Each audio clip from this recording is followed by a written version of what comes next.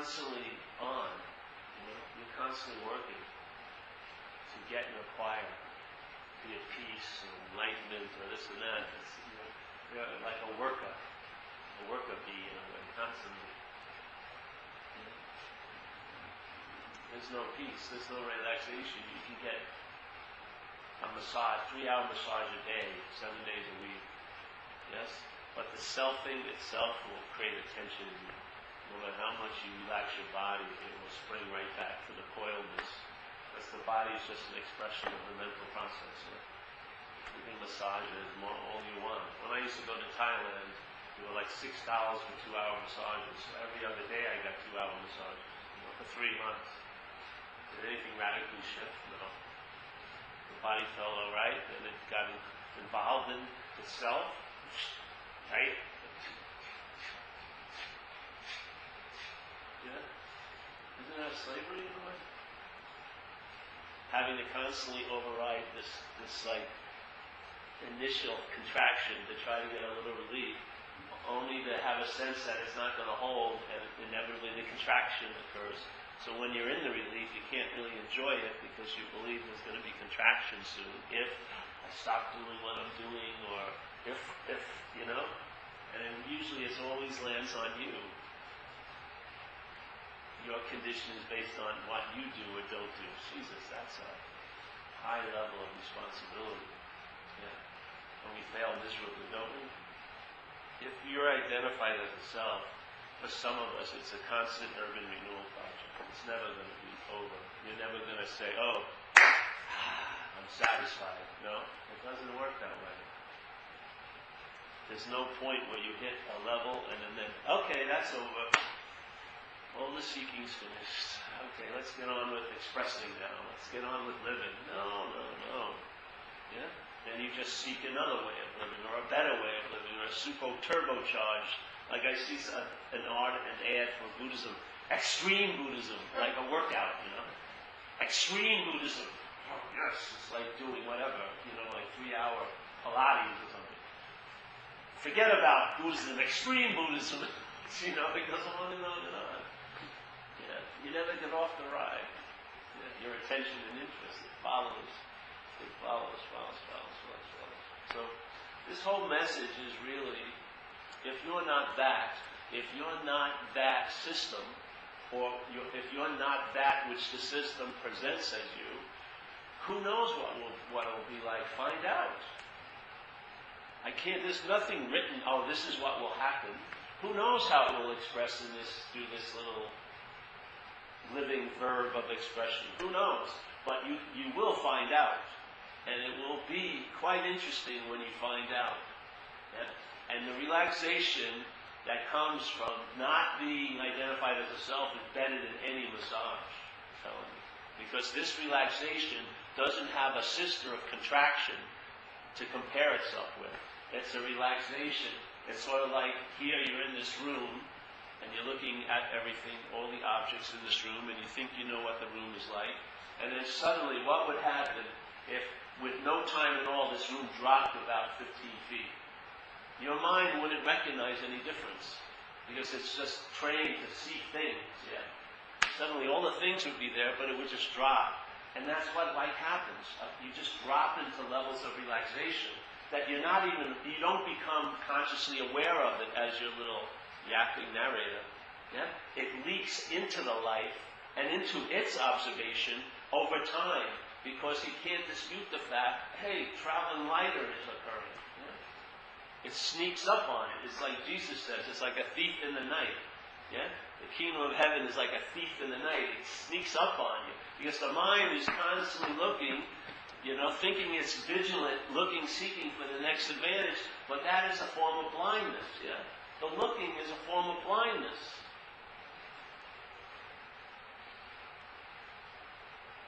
But what do you mean there's blindness? I'm seeing things. I'm seeing objects. I'm seeing this. Yes. But it's a form of blindness because you don't sense the no thing. You don't sense the space. You just see the things that appear in it. Yeah? It's a formulated, it's like seeing that's been hijacked and turned into a form of looking called self-centered. So we look at everything from the point of view of being this, So everything pertains in this life to this. This becomes the reference point. This becomes the one thing I'm sure of. This is me. And from there, this me will give everything else the meaning it's going to have. For who? Me. You don't see it as a system of thought and interpretation. It's not an organic, natural event. Yeah? It's contrived. You weren't even in this state when you were born for the first year or two.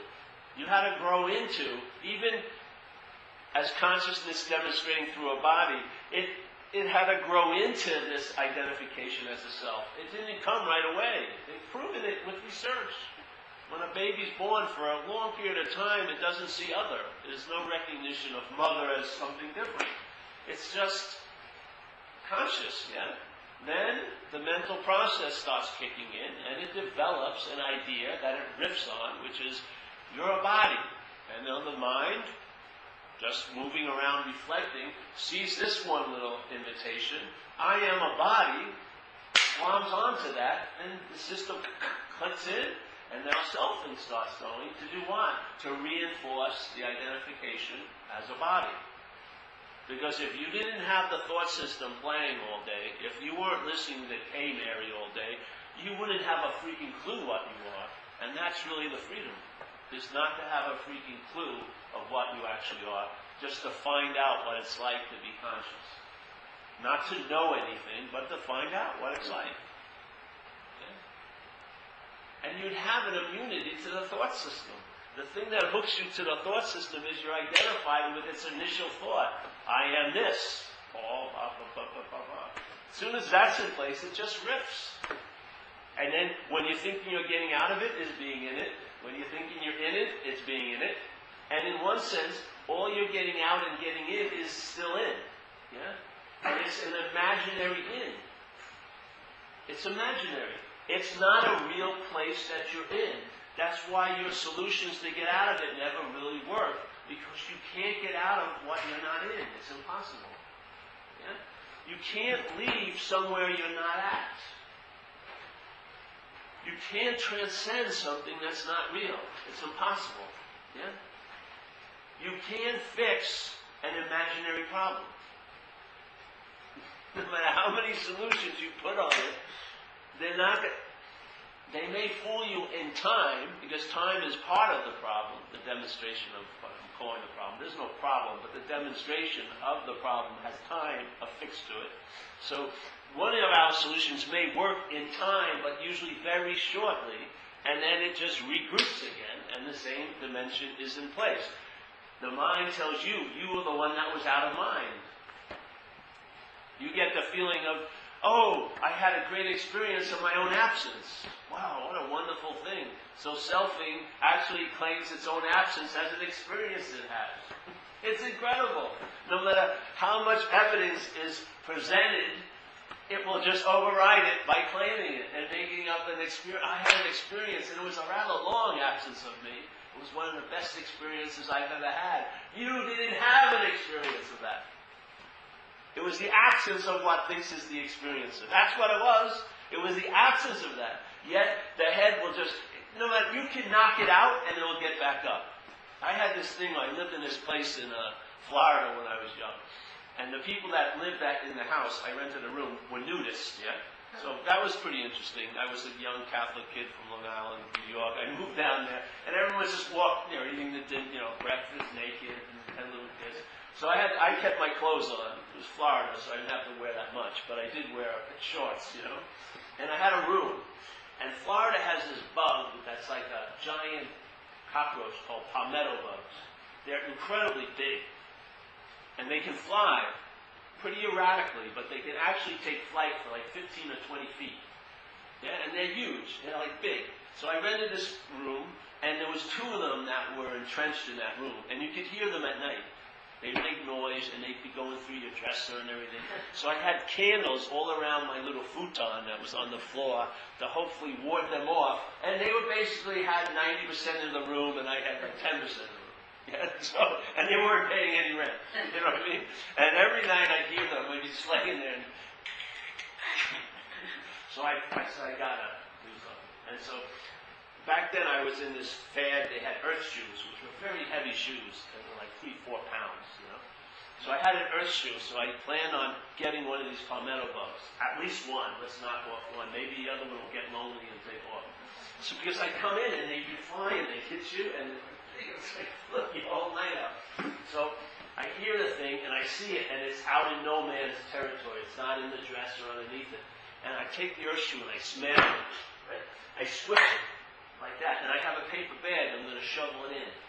So I'm sitting there looking at it and just exulting in my victory. I've reclaimed my room somewhat. And then suddenly the thing just sprung back up on its legs and started moving away. And I moved out of that room at the end of that month. I just admitted my defeat. There's no way. I can't freaking kill the thing. It just went with an earth shoe on it. Yeah, this is... Where was I going with this? I have no idea. But the idea of finding a solution to an imaginary problem, yes, is part of the activity of the trance in time. Yeah? Part of the activity of the trance of self in time is to try to find solutions to imaginary problems. Yeah? In other words, it gives something the meaning of being a real problem, and then it comes up with real solutions to apply to that problem to get relief for it from the problem. That's a form of slavery, isn't it? Because how many times has been something called a problem in your life? You wouldn't maybe even call it a problem in someone else's life that was happening, but it's happening to you, and therefore to you it's a problem. How many times has that occurred in one's life? A lot of times. And how many times have you applied a solution to that problem? And how many times have you gotten a long-lasting relief from that problem, from that solution?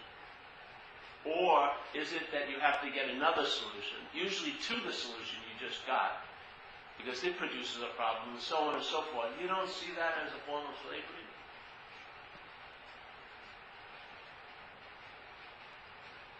That your life is filled up with trying to solve an imagined problem, instead of just maybe entertaining that what's giving it the meaning is the bigger problem than what you call the problem itself. Because this has been in cahoots with every problem you think you've had. It's been you that's been having it, yeah? That hasn't changed. Maybe your height, maybe your this, maybe your education, maybe your health. But basically the premise that it was you has been the one constant in all the problems that you think you've had. Yeah? It just makes total sense to, like, why would you want to keep investigating the problems? Why not look at who has the problem? Maybe the latch or the lock isn't really formed by the problem locking you up, but maybe you're the lock. You're where the clasp is. You're where the latch is. Yeah? Just maybe. Maybe if you ask yourself, who is it that has this problem? Yeah? Maybe. And you wouldn't take the first answer the mind would present. You would sit with it a little longer and ask, well, who is that, me, or something? Just maybe 5 seconds in your busy day, 10 seconds. Just turn the light of your attention this way and ask, who is it that's having this life? Let's see if it's you. I believe if you find it's not you, the way you travel in this life will drastically change. And you'll actually know what a solution means. Not a time-based solution, which is always, in a sense, a big problem, because it only lasts a certain amount of time, but a real solution. Yeah? And what would a real solution echo in your life? You're onto something. Instead of having to have rationalizations why things don't work, excuses or blaming the teacher or the program you just took or the book you just read, maybe all those little smoke screens to cover up the inability of the system to navigate a life, you would actually get a relief from all that. And you would feel and be able to enjoy peace of mind. 2 or 3 minutes of that is worth more than 800 pages of scriptures. Seriously.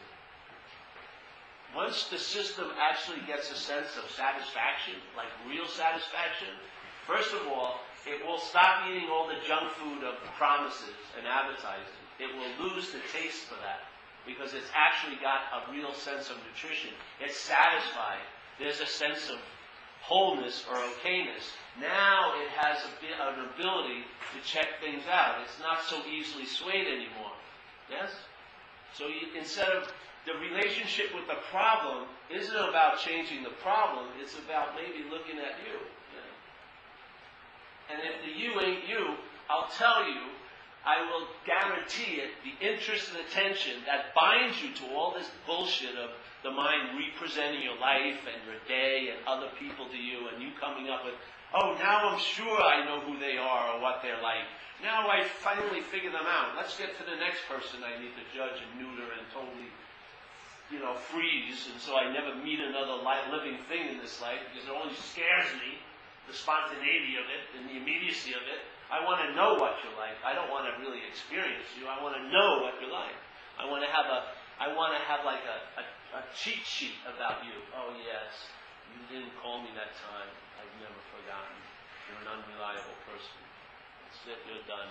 Oh yeah, all right. You're done. You're done. You're done. And it's just like neutering everyone. Neutering everyone. There's no life left. Now you're totally under the sway of this little interpretive system.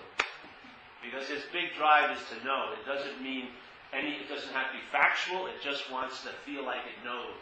Yeah? I know today's going to suck. Why? It's raining. Everyone would agree with me. How could this day be good? It was raining. Now, if it was sunny, maybe a possibility, but it sucks. It's going to rain all day. And of course, this is the day I wanted to take a hike. The last 8 weeks when it was sunny, I never actually took a hike. But today, I really want to take a hike. And look it, I can't. It's raining. Yeah. This is insanity. I mean, when is it going to be enough? When does the system finally recognize it's a failed system? How many 5-year Stalinist plans do you have to go into with the hopes that, yes, after I do this and have that and get that, I'll be happy finally? Are you now? No, but I will be happy. I'm going to be great later. Oh, all right. How does that feel right now? Well, it's sort of gnawing and agitating, and I'm seeking and looking all the time, but I know it's going to be great when I get there. When I get there, it's going to make all of this suffering worthwhile.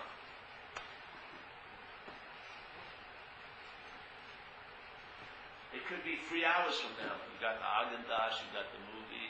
It could be all these false securities that make the unbearability of being here somewhat bearable because of there. When I get there, it's going to be great. But you and me have never really even been here. All we've been is in the here the mind projects, yeah? Then the mind projects us here as inadequate, not enough, lacking. That's why your whole system of thought is totally emphasizing past and future. It has very little interest in now, does it? Check it out. Do you find yourself thinking, when you're in this moment right now, thinking about this moment?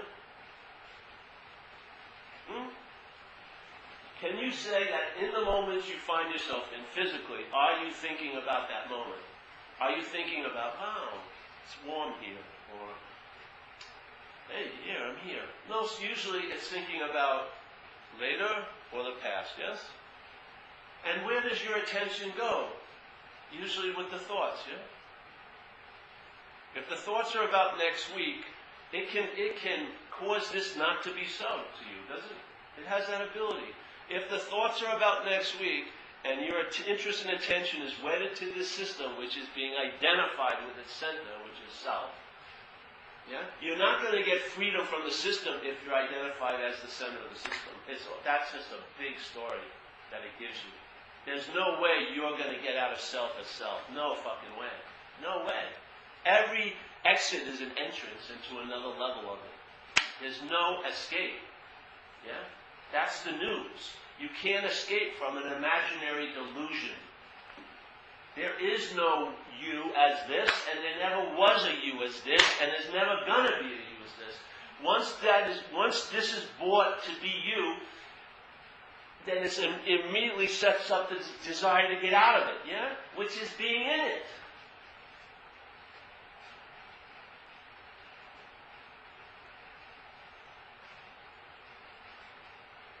just that, I get an immediate sense of it. Immediate, it didn't take any time.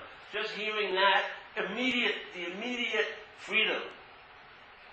That didn't take 1 second. There was no me hearing it, and then it goes, oh, that sounded, and then it gives me a mental freedom. No, a freedom in the echo of that statement. Just a freedom immediately. Yeah, that's what it is. It's not a time-based solution. Therefore, it can't be achieved or promoted through doing and having, which take time. It's a timeless solution.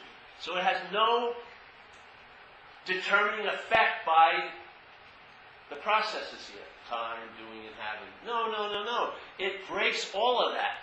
Its immediacy is what gives you the evidence that it's not from here. Yeah? It's not a product of the selfing. It's prior to the product of the selfing. So you get disengaged from the advertising campaign, not on this end, but before the advertising campaign sets. Yeah? And if I'm not an idea that the mind has of me, then I start having an immunity to what the mind presents as me. Yes? So the thought system is thinking about next week, but you're obviously right here. The thought system is thinking, oh, how this reminds me of 2 years ago. You're right here. It tells you, someone isn't here. They mustn't like you anymore. You're here. Yes? The overriding fact that you're here overrides all the mental presentations of there and then. You just get located right where you are. Yeah? Not by being this, by not being this. Yeah? By not being this, what the mind uses the body to signify is that you're here is not here. Yes? The mind uses the body to signify it's here so that it can locate you somewhere at some other time. And then think about it. That's all it does. But when you're not this, you are located here. You're more seemingly in the body than you ever were when you were obsessed with yourself as a body. Yeah? You're totally rooted here. And so all the there and thens as the mind is swimming around, circulating, there's an immunity to it. Looking is now seeing. Yeah? So the looking isn't causing you to be blind to the seeing because you're not the idea of being the self. That's the center of self-seeking or self-looking. Yeah? The looking has never been looking. It's an interpretation of seeing by the mental process calling I'm seeing, which is a form of looking, called self-centeredness. Yes? It's still the same seeing, but it hasn't been commandeered by the mental process. Now, you see the presentation of the mental process, but that's seeing. Yeah? You see how seeing is seeing, let's say seeing, and then the mental process reacts to it, claims it, and now it turns it into looking. You see that. You see it. You see, like the hijacking, in a sense, of the seeing, and now there's you believe you're seeing, but you're looking. It's different than seeing. It's different than seeing. Seeing has no investment in what it's looking at. Yeah? It has no investment in it. It's just pure reflection. That's all it is. It doesn't say, I don't want to see that. Oh, no, I don't know. Oh, I saw that before. Oh, no. That can't give me anything. I don't want to give any attention to that. It's just everything gets the exact same effect, reflected. Yeah? Everything that arises.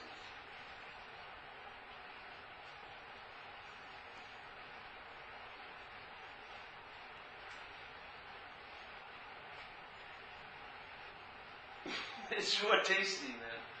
It really is. We're beholden to the old methodologies of solutions. Yeah? We're beholden to these old methodologies of how it should be. Yes?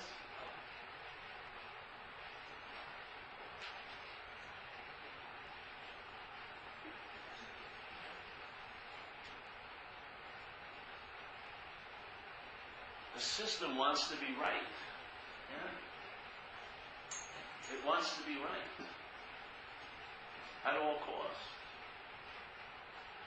if you've ever been in recovery, you know that if you're beholden to being right, you end up usually alone. And you're right. Yeah? More and more isolation sets in. And the only satisfaction the system gets is to be right about its interpretation, bringing about no freedom whatsoever. Obviously. I was listening to a guy. People are stealing my stuff on the internet. I don't know. Somebody was talking about the ocean wave thing, and I was like, Jesus Christ, where did they get that one from? But the idea of the ocean and the wave, he reminded me of it. I haven't used it in a while. He had a different little take on it, I think. See, the idea of the wave, yes, knowing the ocean. You see the fundamental flaw of that, of a wave knowing the ocean. You see the fundamental flaw of that. That the only thing the wave could ever know of the ocean is an experience it had as a wave. The wave determines your relationship with the ocean. Yeah? If you're a wave, the only thing you can possibly hope for is an experience of the ocean, because the wave is taken to be what you are. Yeah? You see? If you question that, if I'm not a wave, what's the sense that happens is you're the ocean. It's not an experience of a wave feeling like it's an ocean. It's the ocean. Yeah? So the pointing isn't at the ocean. Let's describe what the ocean is like, and maybe it'll reignite some old deep memory before you ever became a body, whatever. And then you'll get stirred up, and there'll be that longing for the ocean. This is the biggest bogus prize of them all. When a wave starts thinking how great it is to be to be an ocean, all the while holding on to its waveness, tenaciously studying about the ocean, not knowing studying about the ocean is reinforcing that it's a wave. Yeah? But what we're saying is, are you a wave? If you're not a wave, that's the ocean. Yeah? Because obviously the wave and the ocean are inseparable. But the dilemma is, if the system has staked a flag using the body as the pole and says, this is where I am, that's like the ocean declaring itself a wave and then forgetting its oceanness. And now it may spend a lot of time trying to get close to ocean, studying about the ocean, maybe trying to even swim in the ocean and surf the ocean and ride the ocean, but it will never cross the line and be the ocean. Because it's a wave. Yeah? And the wave determines what relationship it's going to have with itself, actually. And it's going to have a dualistic subject-object relationship. So ocean, which is all there is, will become an object to you as a wave. It cannot not be that way.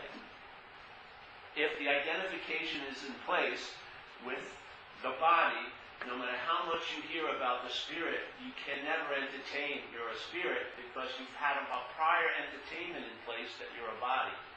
So everything must be entertained as a body. Yes?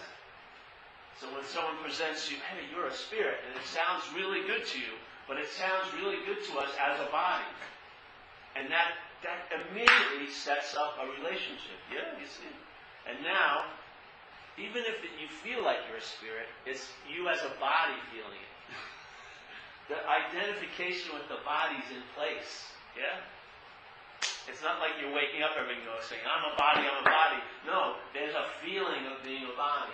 So when, let's say, the spirit is presented to you or to me, and you really feel like you want to know the spirit, what always shackles you, in a sense, and I'm not saying you, personally, you as all of us here, what shackles us is the identification as a body. Because the mind immediately splits, and now it's a body wanting to be spirit. Yeah? That's why it never gets it. It's always looking, not seeing, it's always looking from the identification to try to get relief for the identification. Yeah? Instead of just looking at the identification, if I'm not that, all the rules get broken. And then what occurs is you find out. You don't know you're the ocean. That's like a booby prize. You find out what it feels like. Ocean. Yeah? You're actually wet. You don't have the theory of how wet you are. You have the sense of wetness. It's totally different. The sense of I know is dropped, and then it's like the state is I don't know, and that opens you up to find out. Yeah. As soon as you know, you never find out. You're busy trying to be right or wrong about what you know. There's no finding out. Yeah. So the wave is the ocean. But not as a wave. Yeah? The wave is the ocean, but not as a wave. It can only have an experience of an ocean as the wave. Yeah? That's what it is, isn't it? We are that, yet there's been a separation, and it's become this and that. And we're identified with the this, and that makes that an object to this. Yeah? And that's what gets us lost. And it doesn't seem to be working, does it? People don't seem to be satisfied that often. So our solutions here seem to be temporary, don't they, at the best? And they need to have a lot of reinforcement and maintenance and vigilance. But it's sort of like trying to glue something that has a repellent to the glue. It just doesn't seem to stick, you know? 30 people meditate 30 years, and in some cases, nothing radical has changed. It's an amazing statement. In a way, something has failed. Not the system for the system itself, but what we believe the system could produce, it can't produce. You can't produce a spiritual condition if you are a spiritual condition. You can't produce one. The mind can't produce a spiritual condition.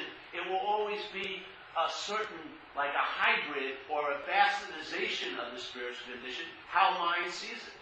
Yeah? So it will appear to the mind that it's a spiritual condition, but is it truly a spiritual condition? Or is it just another mind state? But if the mind system isn't what determines everything for us, let's say, then what will happen? Something else will determine things for us. And then you'll find out, like Jesus says, you'll know the tree by the fruit. You can't know the tree. You cannot have an experience of the truth. There's no freaking way. But you can know the truth by its fruits. You can know the tree by the fruit. So you entertain, I'm not that, whatever that may be to you. I would say it's primarily the identification as a body. Yeah? I am not that, and in that entertaining, new fruits will appear. Yeah? And by the fruit, by finding out about the fruit, it'll give you an intimation of the tree. So in a sense, I've never experienced the truth, but I've experienced from the truth my whole life. The only thing that's been experiencing anything here is the truth. It's the idea of the mind separating it and becoming this and making all of this into a special that. How's it work for you? Even if you put it off till tomorrow, till you go to your meditation at 7 in the morning, and then you have your little tea at 8:30, then you have the yoga class from 9:30 to 12, and then at 12 to 1 you have the bacon salad buffet dish, and then 1 to 3 you have a book reading of some, whatever ancient text. There's going to be a few minutes there. There's going to be an unsurety, an insecurity of mind. You can't apply a temporary salve to it all day. Yeah? What's the difference of I can't wait to get that mink coat next week, or I can't wait to go to the retreat? What's really the difference in it? It's both consuming in a sense. You're expecting the retreat to bring you something. Someone else is expecting the mink jacket to bring them something. Who's to say which is higher or loftier or the other? To me, they're all activities of seeking from a failed system, with the hopes that somehow within the system it will spring me out of the system. How's it work for us? I mean, I was a perfect devotee to drug addiction. I would match up my devotion to cocaine with any devotion of any devotee of any teacher in the history of spirituality. I would match mine up with any of them. Hanuman, whoever you want to say, any one of them I'd match up. I gave everything to it. I surrendered completely to it. I was constantly at its service every day. I didn't care what consequences I got from my serving it or devoted to it. Yeah? I would have been a perfect Christian martyr. If cocaine was the savior like 2,000 years ago, I would be fighting lions to get some. And I'll tell you, there was no transcendence. I never left this dimension. So there's no way an activity here can get out of here. It's part and parcel of the here. Yeah? So what's the most constant aspect in your life? You. Let's go look at that instead of all the other things we're looking at. We look at the life of, we want to look at the historical Jesus and the historical Buddha. No one knows what the hell he said. I mean, you didn't see him. Some say he was a skinny guy who liked to talk a lot. From Nepal, Buddha. Most people, they see the big laughing, they think it's a Buddha. It's not even a Buddha, it's a monk. We're off so completely. The big, with the beads, it's a monk. And yet it was, there's a happy Buddha. We don't even know what the image is of Buddha. Yeah. But we want to know that, but we don't want to look into this. Well, I've been studying the Buddha's life. Why don't I just ask, who is it? May prove more valuable than all the studying of everything else.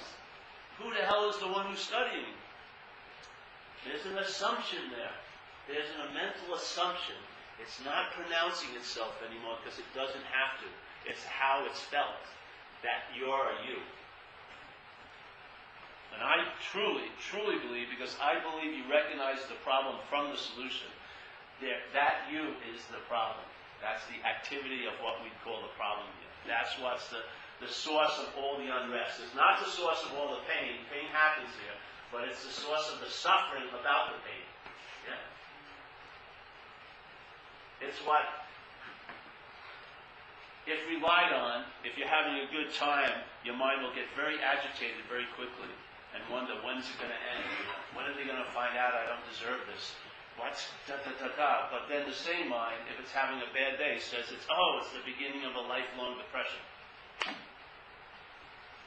I don't know how we can live another day without interpreting our life. To start at the wrong end of the stick. Yeah? And no matter how much you move up the stick, it's always the wrong end.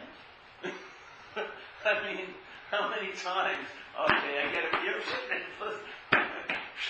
I mean, we got to recognize one of those movements. I mean, how many formulas of your head have you followed in this life to be happy? How many?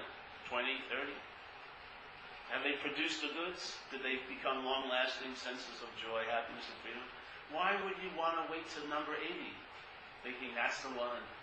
If I can just weather the next 55 formulas, the 80th one, yeah. It's like telling a story about riding a dead horse. It's over and over and over again. And you're very afraid to see people riding a live horse. Even though you like to worship people who used to ride a live horse, you don't want to see people riding a live horse while you got a story on your dead horse. No.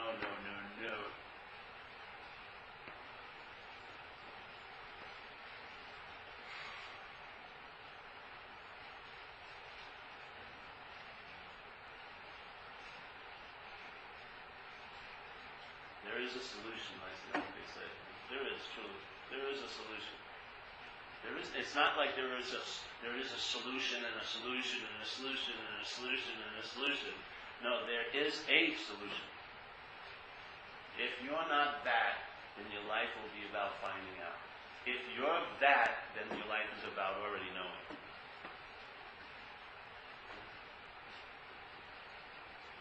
It's very difficult to convince this that wants to know, hey, let's just find out today. It will no way. No freaking way. But if I'm not that, And life can be a finding out.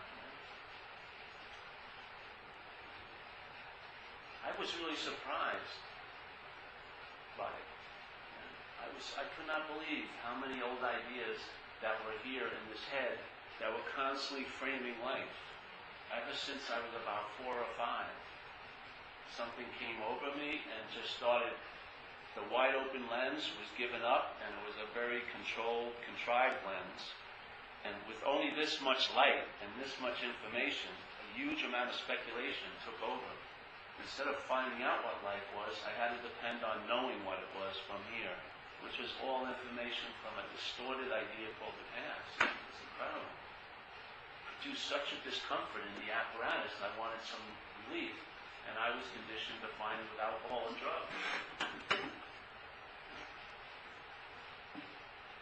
A system under an incredible amount of stress and dissatisfaction is apt to do almost anything to get relief, as has been proven in some of our lives.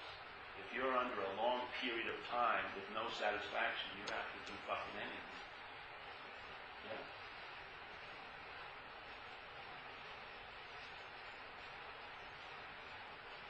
In recovery, I don't know if you're in recovery, but in recovery they talk about many people have similar shares when they come in. And one of the dominant ones is that people are uncomfortable in their own skin. That's an incredible statement, really, if you look at it. If this is the only skin your mind is identified as, and you're uncomfortable in it, maybe that's why there's tons of plastic surgery. Maybe that's why, like Michael Jackson did all that work on himself. Who knows? But that initial sense of, like, something of even this, do all that activity. Yeah. I mean, it's just a weird thing, eh? And you weren't uncomfortable with your own skin. I wasn't when I was 2 or 3 or 4. I wasn't in an abusive situation. I was quite comfortable running around. What happened? Something started to occur, and then it produced its effects in my life, yeah? And those effects became like the bottom line. And no matter all the gymnastics I did, and all the hoops I jumped through, and all the bars I tried to get under, the basic bottom line never changed, yeah? That inherent dissatisfaction never flipped over to a satisfaction. It was always like glimpses of feeling satisfied, but in my life, they were brought about by drug use, and I had tons of consequences.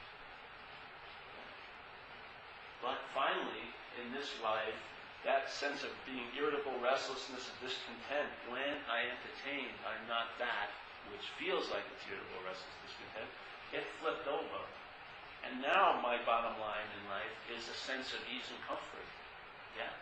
The apparatus goes through suffering, the mind gets agitated, but basically they're like little blips on a flat line of okayness. Instead of having a flat line of unokayness, which just produces and promotes tons of mental agitation and seeking. Yeah? And the seeking may be valid, but what it's seeking in and as will never produce the result it's looking for. That's the sadness of it. We're seeking within a system that's what we're looking for is not there. It's not an object outside of ourselves that we're going to find and claim and achieve and have and privatize. Yeah? It's letting go of being identified as a system. That's the only solution to the system's woes. But most of us are still in the slavery, taking ourselves to be this, running around looking for relief from this in the expression of this. It's a failed system. It's a failed search. Call it off, you know.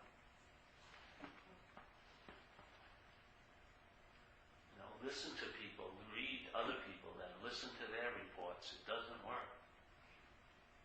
Long-lasting happiness cannot be produced by objects and things. It's just an impossible thing. You're the thing that gives everything the meaning it has. Joy and happiness in one's life isn't necessarily going to come out from you. Yeah. But how is selfing going to be able to project that happiness and joy when it believes it has to be acquired with things or doing and having? It can't, yeah. Because if it did produce the goods, it would undermine its whole system of seeking and doing and having. If you actually finally did yourself into a lasting state of happiness and had a lasting state of happiness, the whole system would have to go out, It would have to finally quiet. And that's not its purpose, is to find. Its purpose is to seek. It has no intention of finding. I know people here in this life that say they've been enlightened 3 times through different modalities. 3 times. How many more enlightenments does it take to produce that flip over of okayness, I don't see it. I just don't see it in the system. Once it demonstrates its failings, if you can just be sober and entertain, it's just like it says in recovery. Why do you have so much fear in your life today? And it doesn't leave a blank page for you to write the story of why you have fear, because your mind has a story. It says, isn't it because self-reliance has failed us? So we're relying on self, which is just the masthead or a figurehead of a system of thought and interpretation, yes? We're relying on that system, to give us, to predict, to narrate, to inform us of a life that it's projected. Yeah? It's not the unsoundness of the system is its greatest teaching. It's not going to lead to soundness of the system. Hopefully it's going to lead that I'm not that, and that's the escape from the imaginary problem, is I'm not the center of it. Yeah? I am not a freaking long-lasting, independent, separate entity. For me, it's the only thing that worked. And I don't know, maybe I didn't cover every inch of the system, but I covered a lot of it. And I've entertained a lot of its possibilities of I will be okay later.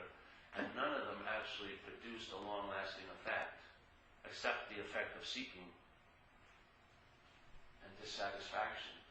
Because when I arrived at its arrival dates, it never translated into a real joy and a peace that lasted. It was always something to get off on, and then immediately you're back on the road seeking again. Yeah? Can't leave one retreat. As soon as you went on one retreat, then the only thing you could think of is, well, I'll make it a longer one next time. And then it's 3-month retreats and 6-month retreats, and then throw some tantra in there and some, kundalini and yoga and vegan meals, and it just goes on and on and on. Shit. This isn't about seeking. That's what mind does. It's about, are you the seeker? Are you taking the responsibility for all those verbings of mind? Are you becoming the noun where all the judgments and all the ideas and opinions about all the verbing are placed on? Are you that noun? If you are, it's an unbearable weight. Look at the weight of guilt and shame people walk around with because they believe they're the personal doer. How are you going to escape those feelings of guilt and shame unless you escape the sense of being a personal doer? There's no way. No matter how much you understand about the branch, no matter how much you understand it, blah, blah, blah, you're still holding it as a doer. Yeah?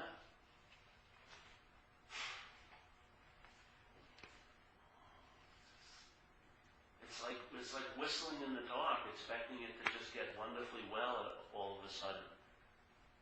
Have you ever felt that you've reached a point and I don't need to do anymore? It doesn't usually last, does it? You immediately start doing. Even non-doing is another form of doing now.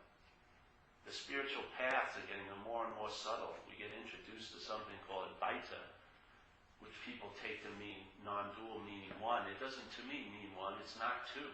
That's all it is. It doesn't imply a one. It's not two. That's what it implies to me. And now non-seeking has just become another form of seeking. The still idea of getting something, getting the message that can't be God is still in place. I mean, the reason why you can't embrace something is the form of the hand that's trying to embrace it. It's not the thing you're trying to get. It's the form of the hand can't close around no thing. The form of the hand, when moving towards no thing, makes it a something. It has to. That mental hand of selfing in that system, when it wants to know nothing, it makes it into something. It cannot not do that. Yeah?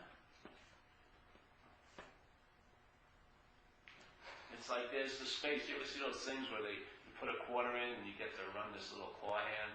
There's all these rabbits and little monkeys and everything. And you're going in there and you're taking the space that really is what it is. You're taking the things that are appearing in it to be the prize. And you realize you've already embraced the space without knowing it. And yet you think you got to grab it and know it as something and pull it up and, oh, I got this, and put it on your little spiritual mantle. Fucking, it's so, it always fades, doesn't it? Falls off, becomes less shiny over time. Then you get unruly and restless, and then you got to sign up for another fucking ayahuasca thing in Peru or something. Well, I'm going to do 12 of them. I'm not leaving until I puke my fucking brains out and have a hallucination that signifies to me I've seen something. Who knows? It could go on and on and on and on. Yeah. So, there is a solution. This is what worked for me. I heard this lady and it stopped me in my tracks. My attention, instead of constantly going out there in the formatted way of selfing, look, like a virgin type of way at the formatting. And then that's when the real relief started to occur. Yeah? And I knew the tree by its roots over time. As I started traveling lighter through all the circumstances of my life. And a lot of them got seemingly worse than before. Yet, it was a traveling lighter, and it became consistent traveling lighter. And I'll tell you, I don't think we've lost the ability to recognize satisfaction. It may take you a while, because it may not fit your ideas, but you will come around to it. Because what all those ideas just signify is satisfaction. If you're willing to give up the idea of being right about how it's supposed to look, satisfaction will translate in you, and you'll know it. You'll feel a sense of okayness. Yeah, it's really quite a nice travel. And I'm just sharing how it sort of came about here. At least this is the best I can do. It was the last answer. I haven't had any new ones in 14, 15 years. It just seems to be the case. It was like, got to the last book, so to speak, on the shelf. All right, thank you. I don't have to go back to any other books. It's very clear. That's the problem. The guy just sent me. It's really a drag.